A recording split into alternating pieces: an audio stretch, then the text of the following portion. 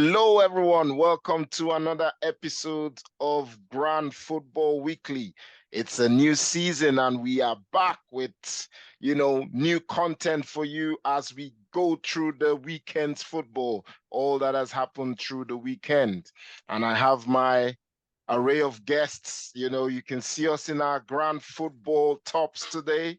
We're representing today because it's a new season, and obviously I've got some new signings in the Grand Football family. So yeah, I'd like to welcome first of all, Temizack. You're welcome because he's a veteran. He's not that new in the fold. Guys. You're welcome, my friend. It's good You're to be welcome. Back again. Yes. And a Man U fan. You've just finished your match. We'll come to that in a minute. And we also have, wearing the same colors as myself, Eddie Great, the Liverpool fan. You're welcome today. You're welcome. Thanks for having me. Hi, guys. Welcome to the new season. Yes. And finally, but not the least, another Man United fan, Mr. Deon. How we doing? Oh, doing all right. 3 points. Yes, we might as well start from the Man United game because that's literally just finished. So, guys, Man United versus Wolves. What a game, eh? What a game. I'm sure you guys expected more from your team, but they under-delivered. So what would you say? I'll come to you, Deon. Well, first off, I'll be as truthful as I can be. Our gameplay was in utter shambles. See, they must have a living God because it's by the grace of God. I'm even wondering how we scored that goal, to be honest. Varane had to come all the way from the defense. Two strikers. Get an assist from Wan-Bissaka. How you do it? Two defenders, assist and goal scorer. Rashford. Fernandes, you are the one supposed to be creative. What was going on? Fernandes looked lost. Whether he felt like he was playing against his Portuguese team, I didn't understand. In my FPL, I was so upset. Yes, and then towards the end of the match, I understood that I saw that Ten Hag brought in Pelistri. What are you doing? We are looking for how to salvage the match. You are bringing boys who are still having training wheels on them. It was a lot. I don't want to really get emotional, but I was looking forward to scoring goals. As in topping the table from day one. But it didn't happen. Sorry, my friend. Temizack, what do you have to say about your team? To be honest, it was a very terrible gameplay. I'm not happy at all because I would say I'm only happy just because of the 3 points. But to be honest, we didn't have a good game at all. I'll say we're actually talking because Wolves, they didn't just have that finishing touch. They should have scored like 4 or 5 goals. Yeah. But especially at the end. Yeah. I saw a few chances at the end. We played like we didn't have any preseason at all. Like there was no game, there was no tactics, nothing at all. And honestly, I'm just happy because those 3 points was what I needed. And maybe, at least in the dressing room, Ten Hag will say some things to them. But honestly, they're good. Yeah, Deon wants to say something. Great. This is where I feel like Man U has a problem because it's all these type of things that will come to haunt us in the future. Goal difference. All this come and haunt us in the future if we don't capitalize now. Because the touches from Wolves alone. In fact, let's just go to Eddie Great. I don't want to. Eddie Great, you and me, the outsiders of that game. So what do you make of the game? Yeah, for me, as a neutral, it was an exciting game. And I was really impressed with the way Wolves play, really. At first, when I joined, when I started seeing the game, I was like, Man, you have changed the jersey from Man, you're supposed to be the home team wearing red, right? So seeing Wolves being the balling team, I was like, maybe Man was the one wearing yellow, right? But it was really an exciting game, and I was quite amazed, really, how Wolves were just strolling past Man U defense, rather than the midfield, like it was non-existent.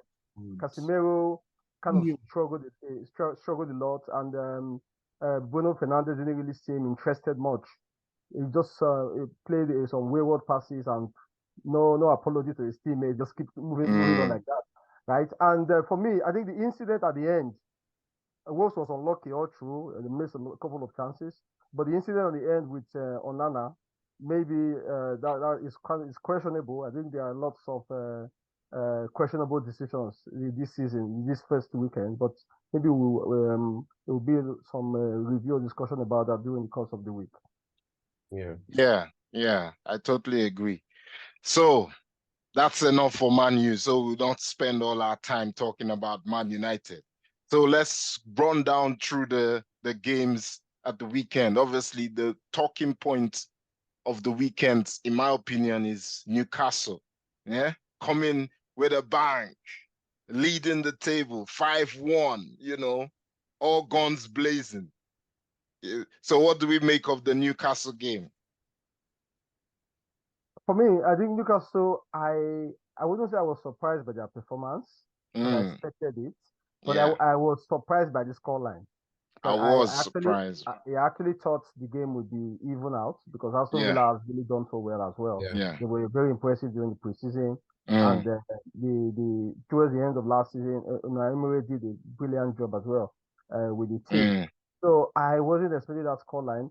But when you see the game, the first half was kind of even out as I expected. But second half, I think Newcastle just used their brilliance and the players they've gotten really.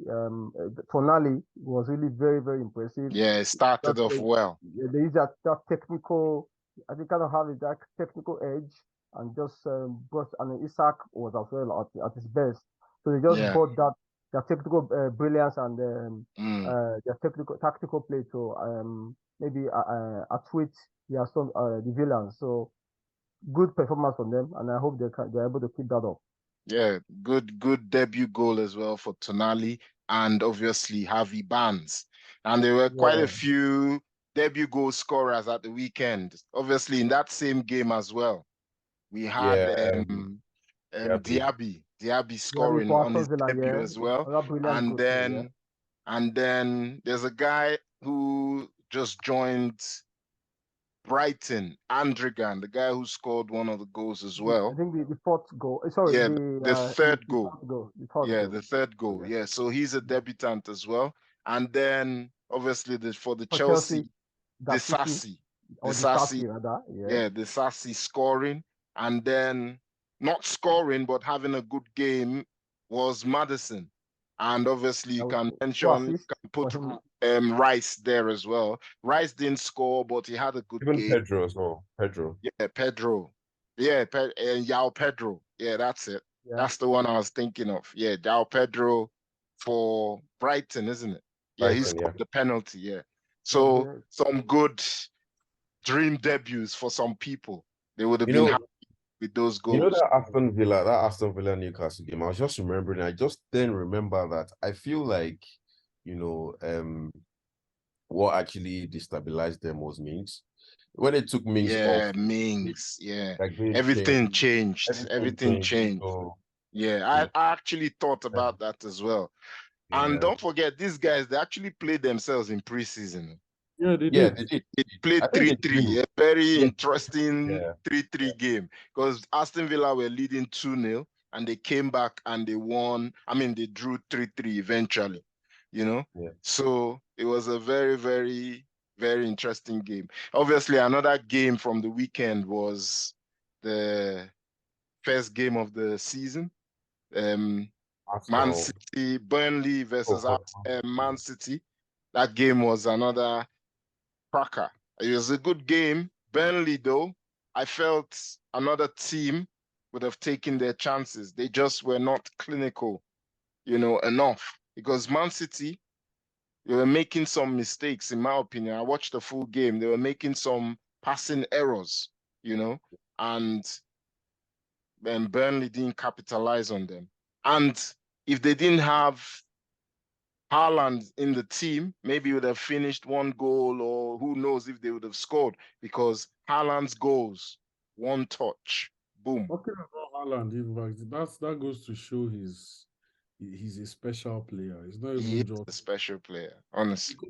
you And have did you guys see when they were going off with Pep and Haaland? Yeah, during the halftime.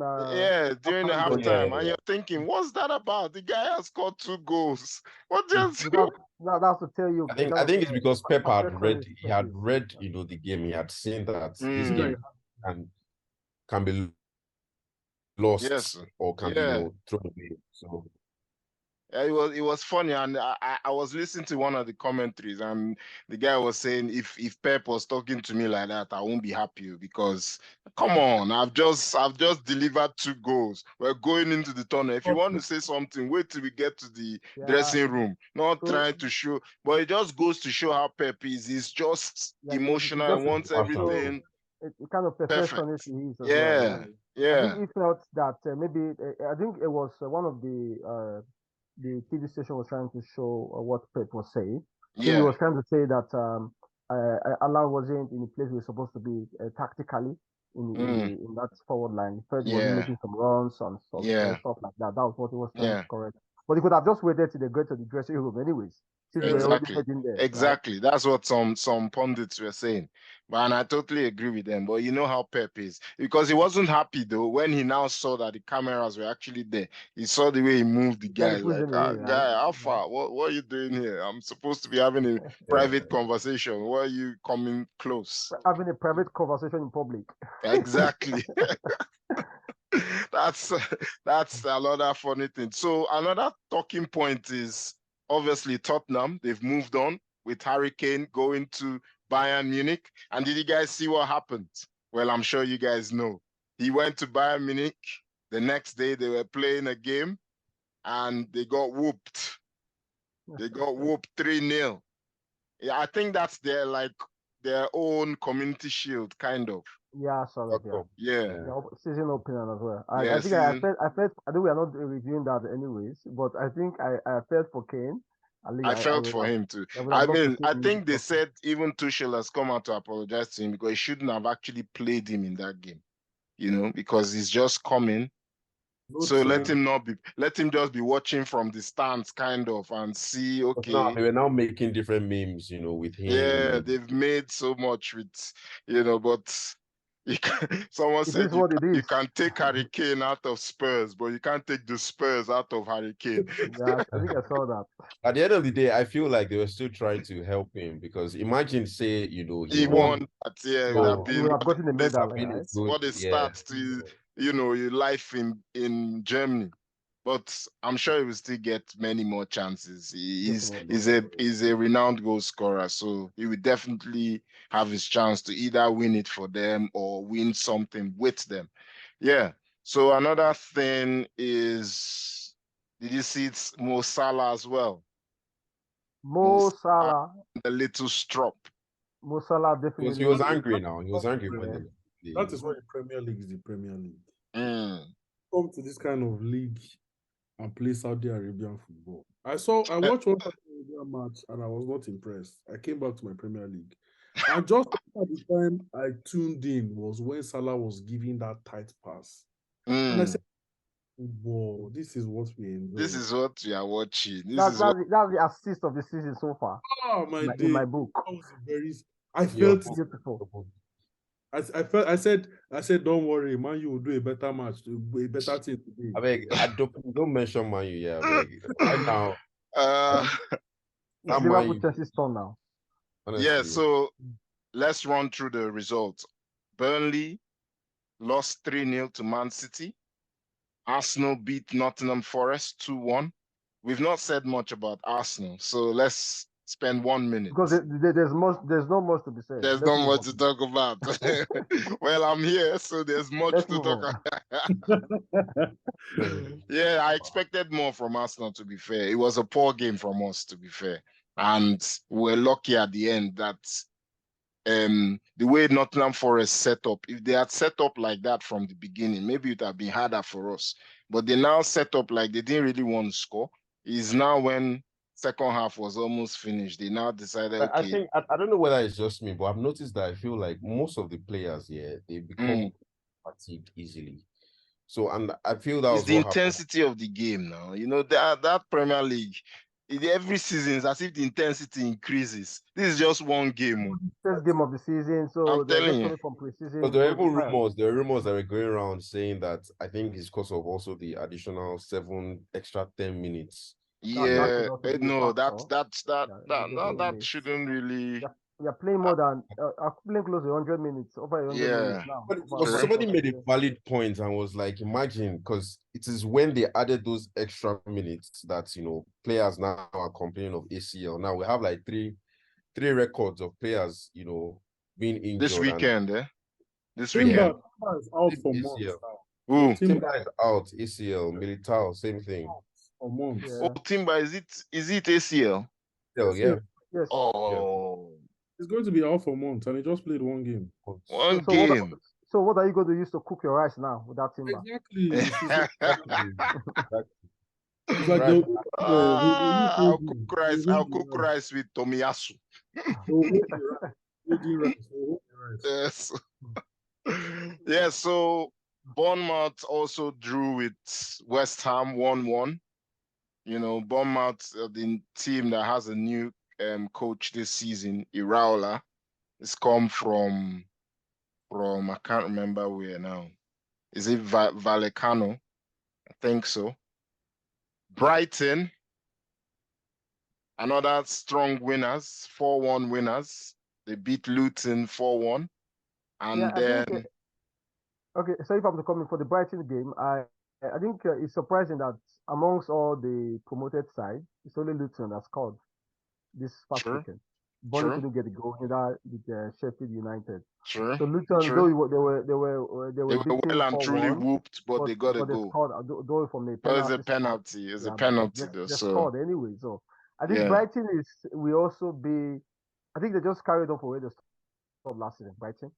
So I also see them finishing in the top 7 this season because they are doing a brilliant job, and the team and they keep losing players, yet they keep performing consistently. Imagine they've lost McAllister, they've lost Caicedo, they've lost Cucurella over the past few seasons. Yeah, and they keep and going, they're losing them to pretty much one team, the way it's going.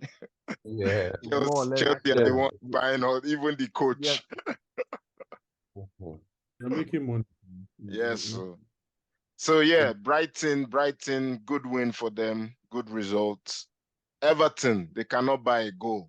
They lost 1-0 at home to Fulham. I don't know why they haven't invested in another I know they have Calvert-Lewin, but he's injury prone. He hasn't been playing since maybe 2 seasons ago now. He hasn't actually had a consistent run of games. So you would have thought they would have started looking for someone else. They have Mope now. Mope? Yeah, Mope. Doesn't even start for them. Mope.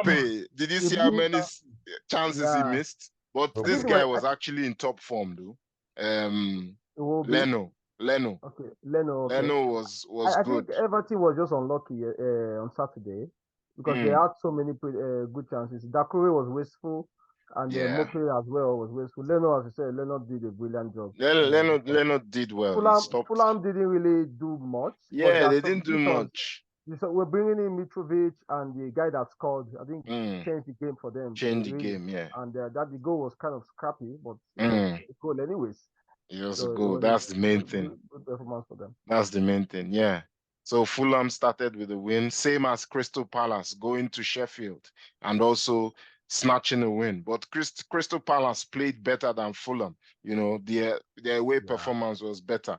You could tell that because they had a goal disallowed and they had the ball hitting the bar, I think, twice in that game. So they were more clinical and they got their reward with a goal against Sheffield. Sheffield, I didn't see much from them, but then again, we have to say it's first game. So let us see. I think it just goes to show how brutal the Premier League can be. Yeah. I saw the Crystal Palace goal. Like there were 4 Sheffield United defenders. And they were still able to pass through. Yeah, maybe in the championship that would have been, they would have stopped it. maybe they would have cleared their lines. Yeah, but this one, just 4 defenders. The striker just bullied them, like just coming between them and they and couldn't just poked it in. Yeah, from it, yeah. exactly. You know, it was a bit funny. Okay, we've talked of Newcastle, Brentford, Tottenham, 2-2. Good game. Good game. At least Tottenham. Mancity had a good game. Yeah, that's what I was saying earlier. I Madison, he think had a good game. I'm eyeing him now for my FPL because I like his return. Yeah, he's probably going to be one of those ones, either scoring or making an assist in games. So it will be a good addition to anyone's FPL. I just hope they're able to keep him fit because Madison have that track record of usually Yeah, struggling with true. injuries. Very If they can true. keep him fit, I see him hitting double figures or at least double figures Yeah. of assists this Yeah. season. Yeah. Especially with Kane not around now, everyone is going to depend on all these other players to, you know, Contribute. come to their own. And then, yeah, that's pretty much the games because we've looked at Man United Wolves. Well, we can touch on Chelsea Liverpool quickly on the actual game itself. You know, everyone was saying before we came live that is the game of the weekend. Yeah, I really enjoyed the game because there was a lot of intensity, yeah, ping pong back and forth. Premier League at its best.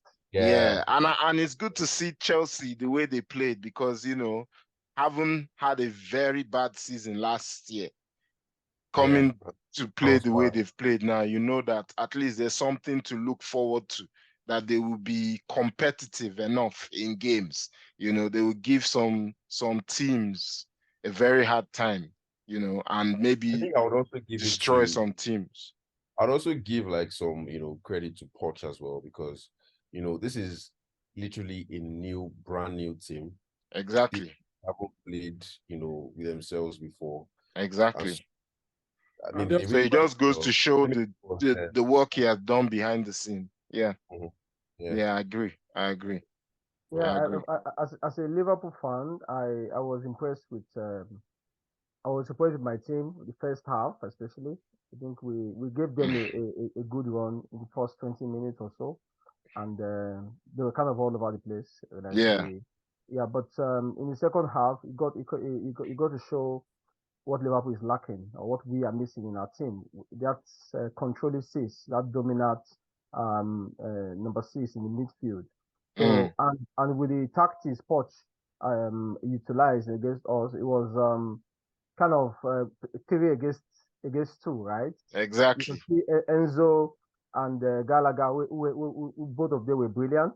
Just against McAllister and solely just McAllister because Gakpo that started the game.